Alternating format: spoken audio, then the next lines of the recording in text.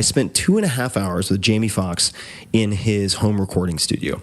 Jamie, for those who don't know, is an Academy Award-winning actor, Grammy Award-winning musician, and, of course, he cut his teeth as a stand-up and improv comedian. He can do it all. He's the most consummate performer and entertainer I've ever met. He's really phenomenal. And this particular episode, and you can hear the whole thing at tim.blog/Jamie, this episode ended up winning Podcast of the year it came out, as voted on Product Hunt. His morning routine plays an important role in the structure of his day. Let him tell you all about it. What does the first 60 minutes of your day look like? Or do you have any morning routines that are important to you? Morning routines? I wake up, I text the people that I dig and love. What do you say? I just send them encouraging, there's a few, people that just, really mean a lot to me. Want to let them know I'm thinking about them the whole nine. And then it varies, man. Sometimes I'll be like, okay, I put some work in. So I put in 8 days. So maybe these 2 days I could chill. Get a little, I do the, just on the physical part, I get my 50 pull-ups in, 100 sit-ups, maybe 100 crunches, and it's easy. I used to not be able to do it. My boy Tyron turned. How many sets for the 50 pull-ups? For the 50, so I do 15 first, 15 pull-ups. This is what it is. I do 15 pull-ups, 50 push-ups, 100 sit-ups. Then I go back and I do 15 different grip. Yeah. So that'll get me to 30. Another 50 push-ups, that gets me to 100 push-ups. I'm done with the push-ups. And then I do 10 and 10 back to the first grip. Mm-hmm. And you don't have to do it every single day. You can do it every other day. And then what you notice is the pull-up bar, and Tyron kept telling me this. Well, I got a homie, Tyron, he played Kane in Menace to Society, and I kept wondering, how is he always in shape? He says, man, I'm trying to tell you, the pull-up bar is everything. So that, and then just, make the calls on what I need to get done and make sure I'm, in the right, position. And you drink coffee? Get the kid. I don't drink coffee. You stopped? I had to stop having stimulants. There was you and me. Earlier in my career, I was all about the stimulants. So at a certain point, I had to Ixnay on the caffeine K. Yeah, I've been cutting that out as well. It's not good for me. People are like, aren't you worried about depressants, alcohol? I'm like, no. Stimulants, that's what I need to be worried about. Because what I tell people all the time, to drink coffee, after a while, you keep hitting that same muscle, in your brain, to where I know people right now who could drink 4 cups of coffee and go to sleep. Yeah, I used to be that person. Yeah, and so it's like and one of my boys loves what is the Red Bull? Red Bull. And then he won't understand why some days he'll just be like this. Yeah. So I had to stop, and it was tough because I had to have coffee every day, and I drank like double espressos. I was like, I had to have the up. Yeah. But now I know how to go get it inside of my, I know how to go get it inside. Last question here is, I'm going to ask what advice you would give to yourself, 3 different ages, 20, 30, and 40. So what advice would you give to your 20-year-old self? Man, put the condom on. Shit. Stop playing around. Important advice. You're 20, man. Put that on, buddy.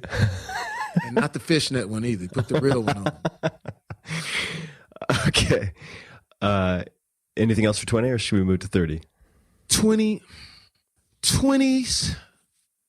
I had my daughter at 26. So the advice I would give me was like, calm down. It was like, calm down and just, make sure you're paying attention to your daughter and to the daughter's mom. 20s was tough because I just got to LA. I was just, man, the whole world was opening up. So I'm like, man, I'm trying to do all of it. And while I was like, calm down, and luckily it was 26. So moving into 30, I was on my way to calming, if that makes sense. Does make sense. So then you hit 30. 30. What advice would you give your 30-year-old self? It's going to go fast. In what way? It's going to go fast. The time is going to go fast. So just make sure that you start now planning for your future. And not only is it going to go fast, but don't spend all your money. Don't buy the jacket that's $12,000. Relax. Just you relax it, because it's good. And 40 is going to come so fast, and you don't think that it is, but it's going to come so fast. And would you say that because you would want your 30-year-old self to pay attention to the present moment, or do long-term thinking? You got to do both? long-term. When you're 30, you got a kid, and you're in my business, and in any business, all businesses are gonna, especially when you make, my business is about me, though, so I have to be careful in my decisions socially, and plan for the future. It's not gonna be. I remember doing my television show, and it went 5 years, went fast, and I would tell the people on my television show, it's gonna go fast, man. And if you finish at 35, but you live till 70, so you have to really think about the future. The long game. Yeah. And then 40. Big 40. Wow. 40. There are going to be tough decisions that you have to make when it comes to business. Because when you're 40, in my business, the window is closing on certain things. So you have to be able to open those windows to other things. And some of the people that you've gone to battle with till you're 40 may not be the ones that you will battle and do business with towards 50. And take a little bit of your personal feelings out of it, because I'm very personal, meaning like I would stay with someone even if I feel that they're not up to par business-wise, but, we have history. Take a little bit of the personal out of it. Still remain friends if you can with that person, because now it's really pending. Like 50 about to be here. You know what I'm saying? So it's like, and I would tell my 40-year-old self, grow up in your mind, but not in your body necessarily.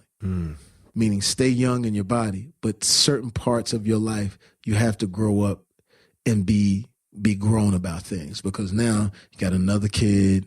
Your other child is, 20. She's 21 now, which is just, this past year. So, but she was, 13, 14 when I was 40. But now you got to start living. You would always live your life 100% for you. But now that you have your kids and they're a certain age, it's got to be 30 to 40% you, 60 to 7% what you're going to leave for them and how you're going to leave them. Because like I said,